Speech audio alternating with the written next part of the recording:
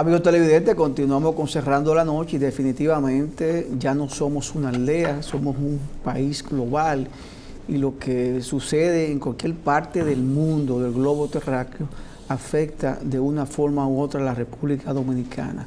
Vamos a conversar en breve con el don Janel Ferreras, quien es mercadólogo, experto en geopolítica, catedrático universitario, precisamente sobre esos temas que tienen que ver con lo que pasa en otras partes del planeta y que afecta a la República Dominicana. Janel, buenas noches, bienvenido a tu espacio Cerrando la Noche. Buenas noches, queridos amigos, un placer como siempre estar aquí con ustedes. Le doy seguimiento permanentemente. Y yo a ti también, yo a ti. Sobre todo esos trajes de nuestro amigo. Usted es un hombre muy activo, Janel. Que llegan. Él tiene un acuerdo con un atelier europeo. Donde mí es que llegan entonces. Ah, qué bien, qué bien. Janel, vamos a pasar revista a este mundo convulso y que ha tomado un derrotero de mi perspectiva de incertidumbre y de peligrosidad, al punto que me decía un amigo que la gente no habla de Estados Unidos, la gente habla de Trump, como si hace una diferenciación entre esa nación y lo que está haciendo su presidente. Ponlo en contexto, Janel.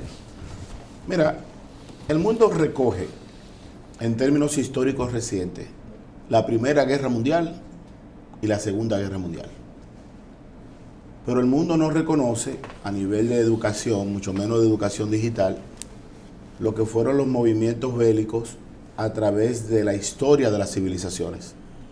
Por ejemplo, la caída del Imperio Bizantino, la caída del Imperio Persa, la caída del Imperio Babilónico. O sea, el mundo siempre ha tenido situaciones bélicas. Lo que sucede es que con potencia poderosa y potencia que cae. Eso siempre ha sido así. Desde que el ser humano dejó esa vida nómada y convirtió las civilizaciones en sistemas de producción, que se inventa la agricultura, los mecanismos de riego, las carreteras, las comunicaciones, el poder del grande, el aplastamiento del pequeño. El mundo siempre ha sido igual. Ahora, a partir de la llegada de la comunicación 2.0, que es por donde transitan las redes sociales, los eventos son de dominio colectivo. Ya el altercado en un hospital, en una sabana distante de Ucrania, es conocido por los habitantes del distrito municipal de Las Clavellinas, o es conocido por el Batey Central en Barahona. O sea, la gente domina por la información, el acontecimiento. Desde la segunda tiene conocimiento del hecho, porque ya dominar la información del acontecimiento es otra cosa. No, hablo del dominio sobre la información general. El hecho, por lo menos, y nosotros en Occidente, que partiendo de la teoría china, solamente escuchamos desde un solo lado. Aquí no se escuchan las dos campanas, porque eso es otra cosa. El mundo está banda. El gran problema del mundo hoy es que el mundo no tiene árbitros. La institución que nace después de la Segunda Guerra Mundial, anteriormente conocida como la Sociedad de Naciones, que se convierte en Naciones Unidas, nace con tres elementos fundamentales. Naciones Unidas nace, primero, para volver a evitar guerras mundiales. Segundo, para evitar la desigualdad del hombre. Y tercero, para buscar el bienestar colectivo. Hoy el mundo tiene más guerras, hoy el mundo es más desigual y hoy el mundo tiene mayor incertidumbre. Porque en el mundo hay un componente que es transversal a todo, incluyendo este espacio, que es la energía. Y como la energía es transversal a todo el sistema de producción, de entretenimiento, de familia, señores, hasta una misa conlleva energía. Una misa en una iglesia evangélica tiene consumo de energía. Hoy tenemos la mayor cantidad de procesos bélicos desde la Segunda Guerra Mundial. Y lo de hoy es un poquito más peligroso porque precisamente la Segunda Guerra Mundial termina con el detonante de 2 bombas atómicas. Una llamada la bomba de Hiroshima y de otra la bomba de Nagasaki.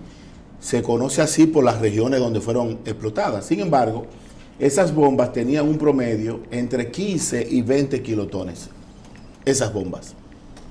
Y mire el daño que hicieron. Hoy tenemos países que en promedio sus bombas tienen hasta 200 kilotones. Entonces, en un mundo que aparentemente no tiene doliente nadie, sino que es sálvese quien pueda, y la teoría de los estados poderosos es preservar sus fronteras y sus intereses, que son intereses permanentes. Y nos vemos de plano, regiones como la República Dominicana, que no tiene incidencia, por ejemplo, ni en decisiones bélicas, porque no forma parte del Consejo Permanente de Seguridad de Naciones Unidas, pero también no tiene componentes energéticos que le permita decir, bueno, yo no me meto en esto y estoy desconectado. Que el modelo a seguir debe ser Paraguay. Paraguay hoy tiene un 100% de desconexión del petróleo en su energía base. Las renovables, la fotovoltaica, la eólica, la hidráulica, son fundamentales para esa región. Pero hoy nosotros tenemos una situación en Rusia y Ucrania, que fue, en este programa le dijimos, que fue el componente energético alimenticio de una región de Euroasia. Luego tenemos un conflicto de Israel, que en principio era con 4 frentes. Hezbollah, los hutíes de Yemen, los altos del Golán y su periferia más cercana en la frontera. Pero ¿quién financiaba los 4 frentes de Israel? Lo financiaba ese sistema teocrático y dictatorial de los ayatolá en Irán. O sea, que los recursos de Irán, que es un país suprapoderoso, y le voy a explicar no solamente por el tema de que tiene un porcentaje importante de petróleo y de gas natural en el mundo, sino que controla el paso marítimo del estrecho de Hormuz, que es importante destacar aquí cuál es la naturaleza del estrecho de Hormuz. Irán financiaba con esos recursos a lo que le hacían la guerra a Israel. ¿Qué hizo Israel y Estados Unidos? Que una vez debilitó los 4 frentes, atacó directamente. ¿Quién lo financiaba? Y terminó matando a un clérigo llamado Jamenei, que llegó 10 años después de la caída de Reza Pahlaví en el 1979. Estamos hablando que tiene un régimen de 47 años. 47 años que domina la política social y comercial de un Estado, porque los ayatolá están por encima del presidente, del Congreso, de la justicia. Para que la gente me entienda, el sistema de justicia de Irán puede condenar a muerte a un ciudadano porque violó un código. El ayatolá puede anular esa sentencia y nadie le pregunta nada. Pero el ayatolá puede incluso hacer una destitución del presidente electo democráticamente, porque tienen votaciones. Esa expansión de ese sistema chií tiene una condena para el resto del mundo occidental, y es la creencia. Ellos entienden de que hay un imán de los 12 imanes que desapareció y que vive entre ellos de forma invisible, y su nombre es Muhammad al-Mahdi. O sea, por eso que esta guerra no es tan sencilla, porque Donald Trump está hablando de que tiene negociaciones con el régimen de Irán, pero Irán y el portavoz dice que con ellos nadie está hablando, y que mientras tanto está cerrando de forma definitiva el estrecho de Hormuz. ¿Qué es el estrecho de Hormuz? Es un paso de agua marítima de 21 millas, 33 kilómetros, donde solamente 4 millas son navegables para los buques de profundo calado que sacan el 20% de todo el petróleo que produce el mundo en un sistema interconectado. Pero en esas 4 millas que son navegables para esos buques de profundo calado, están en las aguas territoriales de Irán, no de Omán. Y dice la Convención del Mar que en el mundo hay estados sin litoral y hay estados ribereños. En el caso de Irán y de Omán, según la Convemar del 1982 en Montego Bay, Jamaica, cuando hay dos países de frente y tienen una disponibilidad, en este caso, de 21 millas, se da lo que se llama la equidistancia y la proporcionalidad. O sea, 10 y 10. Parece ser que en los 10 de Irán es que está el paso navegable del estrecho de Hormuz. Esa es la ruta más sencilla para que el pueblo dominicano entienda por qué es el problema. Yo pienso que el mundo ha durado mucho tiempo en buscar unas alternativas distintas que le permita conectar esa producción no solamente de Irán, también de Irak, de Kuwait, de Arabia Saudí y de esos países que en el Golfo Pérsico producen esa cantidad importante de petróleo y de gas. Pero a mí me crea mucha suspicacia de que ese conflicto se desate semana después de que el presidente Donald Trump llamó a los productores de petróleo a mirar hacia Venezuela. Por eso yo escribí un artículo de que Venezuela era una materia prerequisito de Irán. Ustedes que son profesionales de alto nivel, en la universidad había materias que usted no podía darlas. No, claro. Porque era prerequisito de otras. Necesitaba una previa. Venezuela era la previa de Irán. Porque Venezuela tiene, según el estudio del sistema energético mundial, entre 297.000 y 303.000 millones de barriles de petróleo en reserva.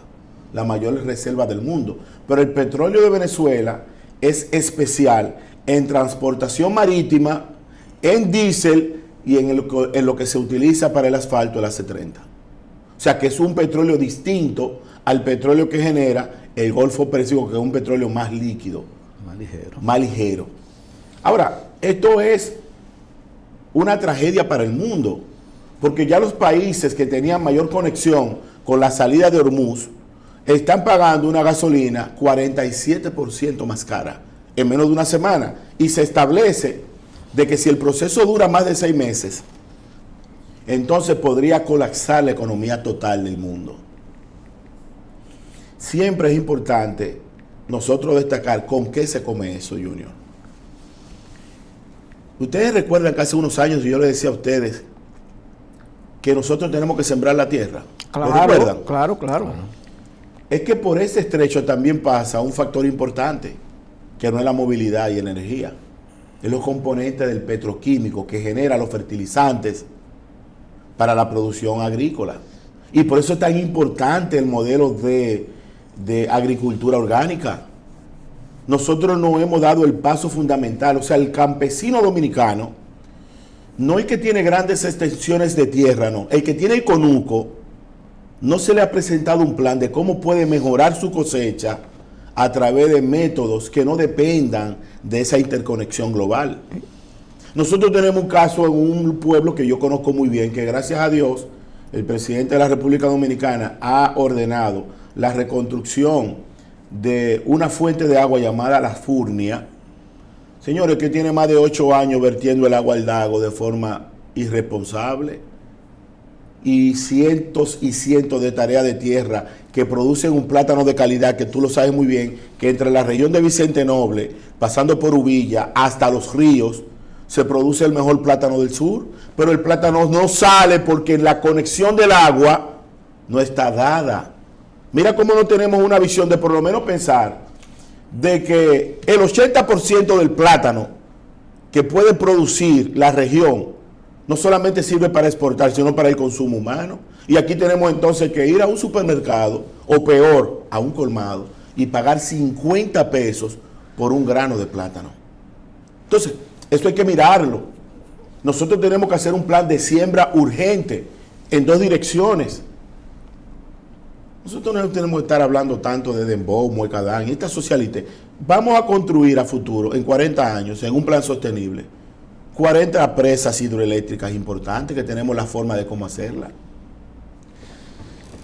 Eso es así. Janel, yo creo que es importante rescatar algo que tú has planteado sobre un intermedio del origen del problema. Digo un intermedio porque pones como referencia la financiación que hace Irán hacia Hezbollah y otros movimientos que están en permanente conflicto con Israel, o Israel con ellos, porque también es bueno dejar la cosa clara, que aquí no se trata, como nos los venden, de la lucha del eje del bien contra el eje del mal. Es una lucha de intereses, justo planteado por ti en el ámbito energético. Yo le doy mucho valor a este conflicto actual con lo ocurrido en 1953, cuando justamente Estados Unidos, Reino Unido, dan un golpe de Estado en Irán y deponen a un primer ministro que fue legítimamente electo por haber nacionalizado el petróleo de esa región. Y los que hoy están hablando de democracia imponen un régimen no democrático, con el Chad. Sí, porque la democracia es dependiendo. Es relativa. Si tú me favoreces, si me conviene. Es un sistema. Por ejemplo, hoy el mundo occidental ha cientificado a Delcy. Pero hasta ayer Delcy era parte del grupo de Maduro. O sea, mira cómo un sistema es bueno dependiendo de la flexibilidad con que tú me permitas entrar a las riquezas de mi Estado Nacional. Por eso es que yo he dicho que el mundo está a punto de una tragedia global. Porque la gente está haciendo mucha conciencia. Eso que tú dices es fundamental. Pero además, bajo ese sistema dictatorial, porque también el Shah Pahlaví había implementado que la liberación, pero señores, en esa región de Irán, que nunca fue Persia, porque hay una confusión, el nombre Persia lo ponen los griegos, por una de esas batallas, ahí fue lo que se dieron las batallas médicas, 490 años antes de Cristo, por esa región de Persia, generalizan a todo el mundo y le ponen Persia desde afuera, pero siempre fue Irán, tierra de arios, tierra de gente noble. Esa región de Persia se podría decir que es cuna del arte, la poesía. El aporte de Persia o de Irán en el tiempo está la conexión. Y de la ciencia. Claro, la conexión de las carreteras, la conexión del correo. O sea, el invento de muchísimas cosas positivas para la humanidad sale del pensamiento iraní. Prácticamente la primera civilización. No la primera, pero por lo menos los aportes, porque desde Ciro, por ejemplo, ¿qué hizo Ciro? Que fue prácticamente el fundador, la piedra de ese imperio aqueménida. Ciro estableció de que el dominio del imperio persa o de los iraníes le permitía a la gente no tener tierra arrasada. ¿Qué es lo que se disponía aquí en el pasado? Que si yo te conquistaba, era prendido todo en candela para desaparecer la cultura del cielo y plano. Él no, él permitió ese componente de que tú sigas teniendo tu cultura. Por eso en la propia Biblia, tanto Isaías como Jeremías menciona que Ciro era el gran ungido que iba a permitir que el pueblo de Israel volviera a construir el templo. Pero no solamente lo dejó ahí libre, sino que le entregó los recursos. Pero si seguimos viendo los componentes históricos, bíblicos y actuales, nos damos cuenta de que Darío, por ejemplo, y todo ese componente de los reyes tiene mucho que ver con la civilización actual, porque fue un origen importante, pero tú no puedes de hoy para mañana cambiar todo el sistema de cultura de una población, porque lo que estamos viviendo hoy con esa teocracia chií es un asunto criminal y mete miedo. Pero eso es de ayer. No es verdad que los iraníes son los miembros de esa religión musulmana. Eso llega a partir del 690 después de Cristo. Pero ahí volvemos a un elemento clave en todo esto, que tiene mucho que ver con los problemas internos de los países. Anel, criticamos hoy día las barbaridades que nos cuentan, porque es decir que nos cuentan, claro, que ocurren en Irán. Antes bendecíamos lo que pasaba con el Shah Pahlaví, ¿verdad? Lo bendecíamos. Recientemente maldecíamos todo lo que ocurría en Venezuela. Y ahora estamos certificando. Ahora estamos certificando. Todo se trata del relato. Y definitivamente el que domina el relato, parece que el tiempo o la circunstancia, según la región, termina dándole una razón que la historia se encargue entonces de desmentir. Tú decías, bueno, ¿cómo es posible que nos pasamos 27 años atacando la dictadura del chavismo, atacando los fraudes electorales? Resulta que hacemos una operación militar, entramos de manera ilegal, en mi perspectiva, a un país, secuestramos un presidente y están gobernando las mismas personas o que fueron electas o designadas por ese presidente. Y ya no hay problema en Venezuela. Y que ahora no se sabe si eso fue una operación militar o si fue un acuerdo soterrado, porque de la forma que yo he visto cómo se han desempeñado las cosas posteriormente, más que una intervención, yo pienso que fue un gran acuerdo. Y que el gran perdedor aquí no es ni Venezuela ni Estados Unidos. Al que dejaron en el aire con el moño hecho fue a China y fue a Rusia. Y de hecho, esos componentes energéticos, reitero, porque Estados Unidos está facturando la región completa.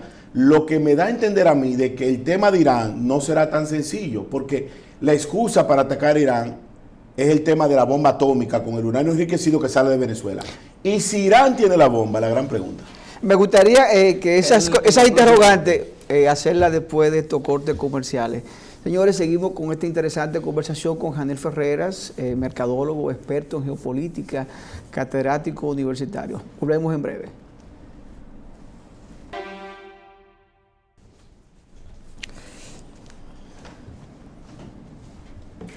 Continuamos cerrando la noche conversando con don Janel Ferreras.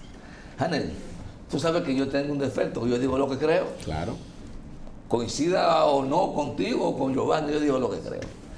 Yo tengo la impresión de que primero la permisibilidad con que actuó la comunidad internacional con respecto a la agresión a Venezuela envantolenó a Donald Trump.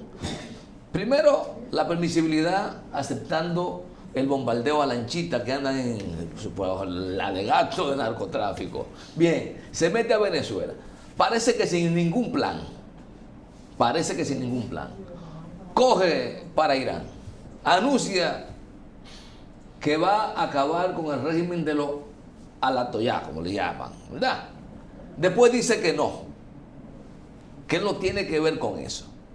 Que su problema en esencia es el mismo que lo motivó a ir a Venezuela. Trump, en cada una de estas iniciativas, ¿de verdad tiene un plan debajo de la manga o esto lo está haciendo impulsado por sus propios intereses, por intereses de sus aliados países y por intereses de sus amigos millonarios? Mira, yo te voy a dar una respuesta que pienso que te va a ayudar a ti,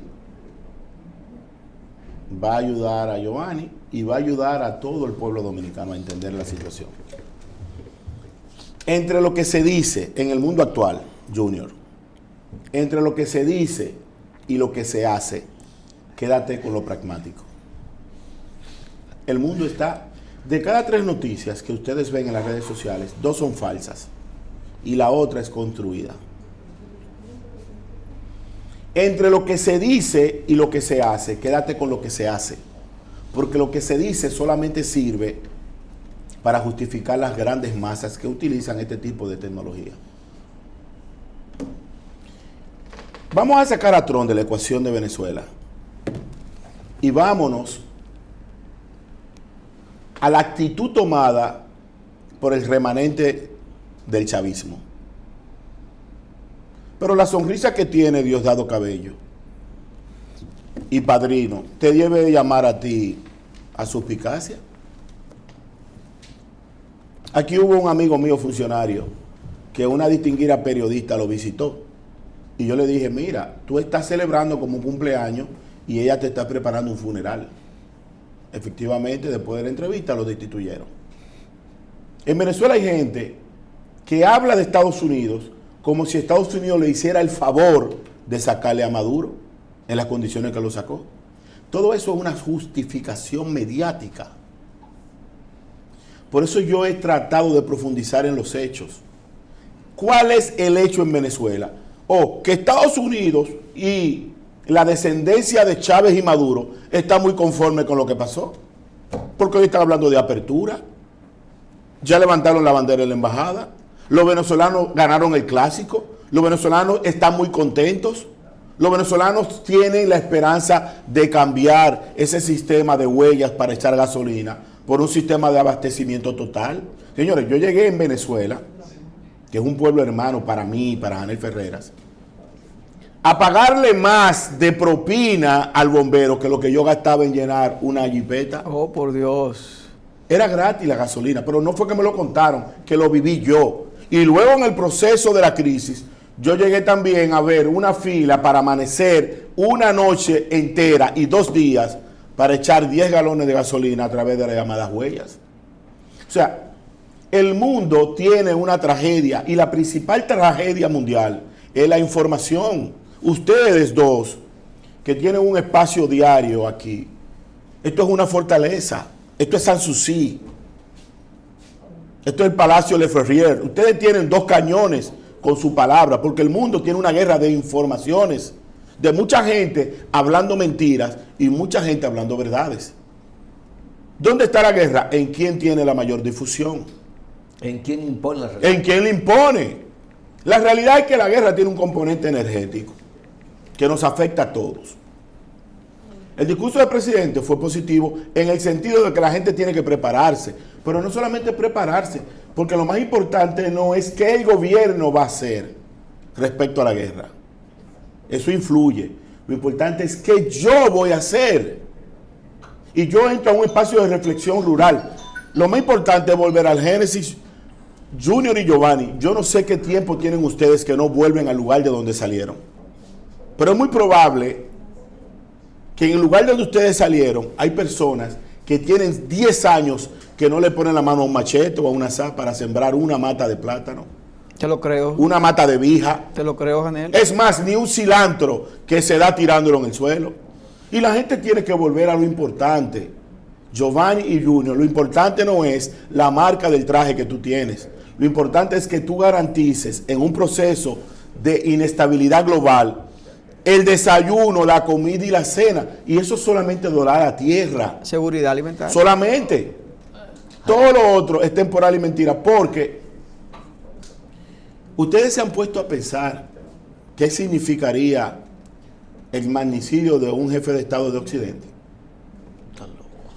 Pues la gente vimos aquí que mataron a Jovenel porque Jovenel tuvo la idea de fortalecer a Haití a través de la agricultura.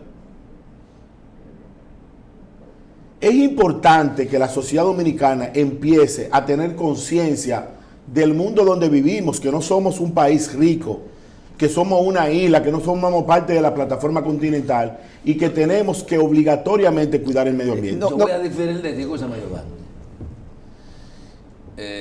Yo creo que nosotros nos han ido educando bajo la premisa del país pobre, no rico.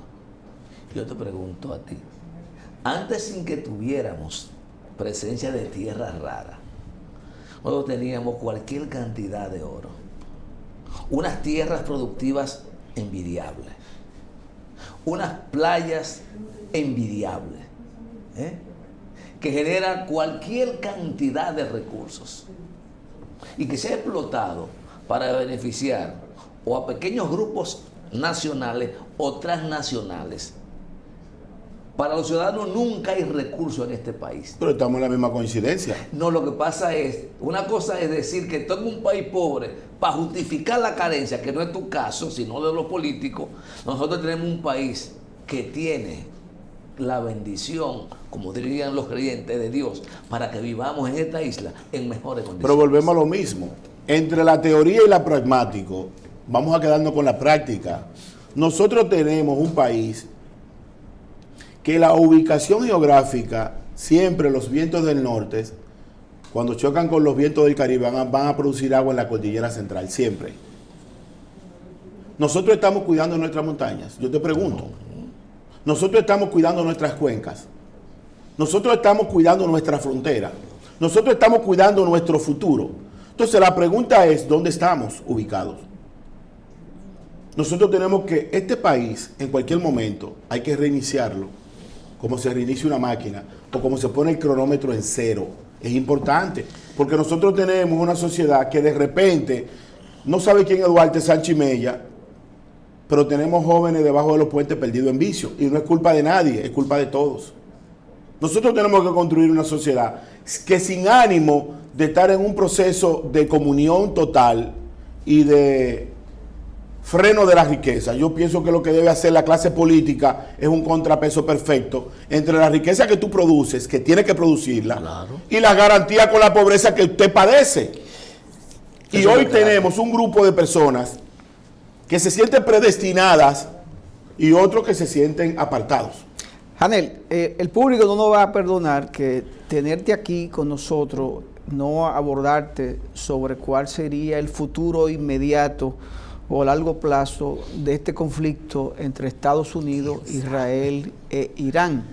¿En qué pudiera terminar esto? Si por fin se va a llegar a un acuerdo, en términos económicos, ¿cómo sigue afectando al mundo? Y nos gustaría que en breve tiempo tú nos expliques si hay posibilidades de que esto concluya de una forma diplomática, de una forma de acuerdo, donde todos salgan beneficiosos, o donde decidan que porque le sale caro la guerra a todo, pararla. Bueno, no le sale caro a todos. Hoy hay dos naciones que se están beneficiando de la guerra. ¿Y cuáles son? O Rusia y Estados Unidos. Entonces Estados Unidos se mete en una guerra y se beneficia. No, pero que Estados Unidos hoy es el principal líder mundial referente a los componentes bélicos y energéticos. Por eso la sociedad que nace como un enfrentamiento de la OPEP dice, yo tengo 1.800 millones de barriles de petróleo bajo reserva, voy a dejar correr 400 millones. Pero ¿cuántos millones de barriles de petróleo salen por Hormuz diariamente? Pero además, lo más importante, usted es abogado. Hay una teoría en derecho, que no soy abogado, no tengo la distinción, que dice a quién beneficia el crimen. La guerra va a terminar, claro que va a terminar, porque no hay una guerra permanente. Ahora, ¿cuál es la realidad? Es cuándo y cómo. Hoy Estados Unidos está desplegando, mientras estamos en este espacio, 3.000 soldados adicionales para regularizar Hormuz. Pero que la gente no sabe que no es una guerra convencional, que estamos enfrentando a un régimen que entiende, repito, que el líder ideológico y espiritual de los iraníes, bajo el esquema de los ayatolá, es un imán llamado Muhammad al-Mahdi, que vive invisible entre todos y que vendrá con la redención del mundo. Esa es la creencia. Por eso es que el que muere en combate para ellos es una gloria. No es caerse de un motor y coger para Darío Contreras, no es con esa gente que estamos lidiando. O sea, no sabemos hasta qué punto esta guerra, porque ahí hay unos misiles llamados Orexni, por ejemplo, que tiene una de las regiones contrarias, que destruye Europa en 10 minutos. Entonces, y no es verdad que lo desarmaron, según Israel desarmaron ya cualquier posibilidad atómica que tuviera. Bueno, la Irán. Narrativa que se filtró es que el domo de hierro está fallando. Y que esos drones, esos drones que cuestan, para que la gente entienda en términos de la República Dominicana, un dron iraní cuesta 1.200.000 pesos. 1.200.000 pesos. Es enfrentado por un misil que cuesta 40 millones de pesos. Janel, 60 millones de pesos. ¿Cuántas veces Irán ha atacado a un país de Occidente? De forma directa, nunca. De forma indirecta, financia. Porque el gran problema de esto es el financiamiento. En el año 2007-2008, un presidente iraní vino al Caribe. Y por eso tenemos una mezquita en Bávaro hoy. Sí, Fue por la influencia de Irán entre Venezuela, Cuba y Haití. Porque la diplomacia, señores, la diplomacia no solamente lleva un componente de cooperación económica. No se crean que nadie da nada gratis en el mundo. Por eso las devastaciones de Osorio. Todo el que da algo, debajo de la mano, da cultura y da imposición de una creencia. Entonces, mezclar los pueblos. Yo siempre he dicho que hay que tener estados boya. Que Rusia, Estados Unidos y China no deben hacer fronteras bélicas entre sí, que era un error lo del Euromaidán con los ucranianos, pero también es un error atacar a Irán. pero lamentablemente hoy el desenlace final no lo sabemos. Pero es muy probable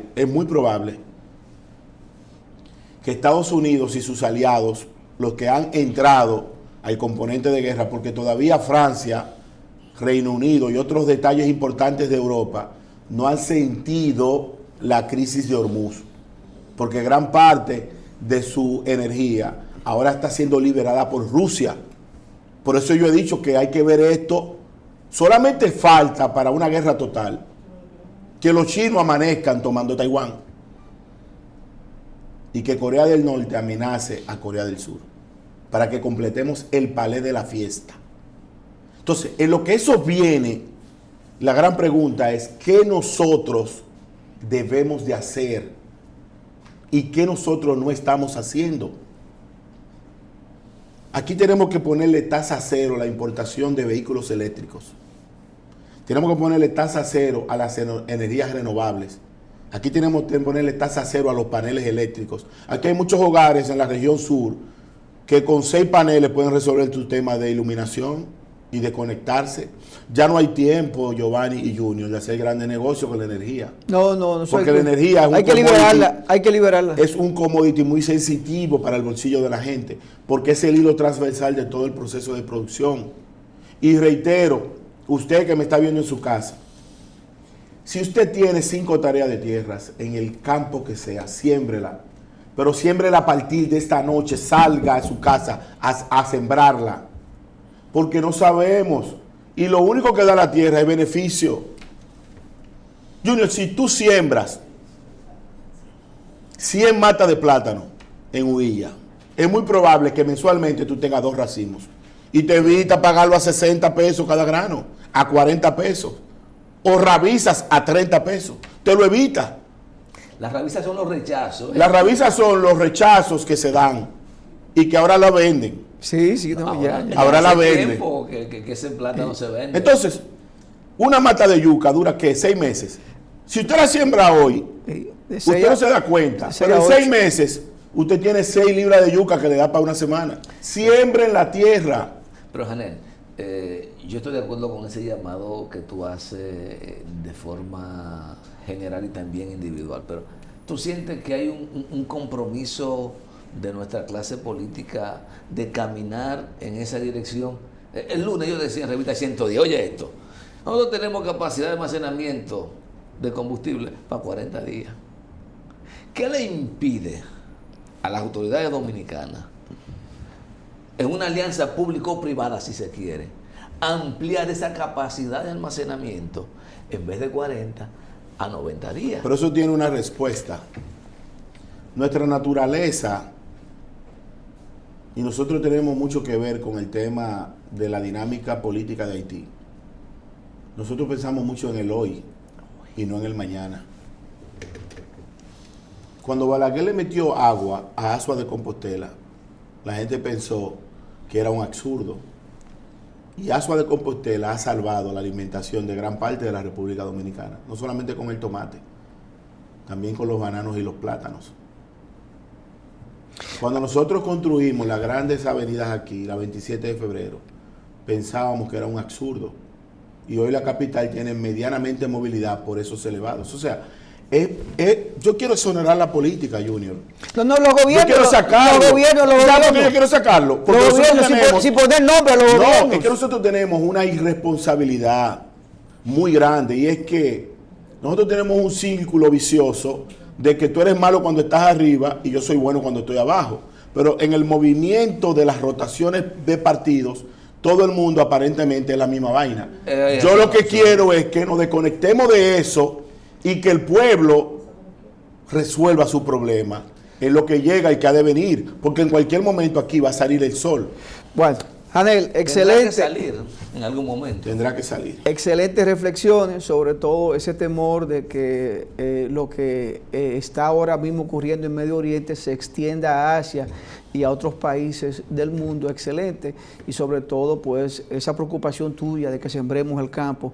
Ojalá los políticos entiendan, ojalá el sector empresarial entienda la necesidad y ponernos y mirar atrás el año 2020, cuando la pandemia nos golpeó de forma inclemente y que gracias a la producción del campo pudimos salir al oso. Los empresarios también tienen que hacer brevemente un Claro ejercicio. que sí, Los Janel. empresarios tienen que tener responsabilidad social. Ustedes saben que de las 21 conferencias sobre Duarte que nosotros dimos de forma gratuita, Nadie ha apoyado. no apareció un solo empresario.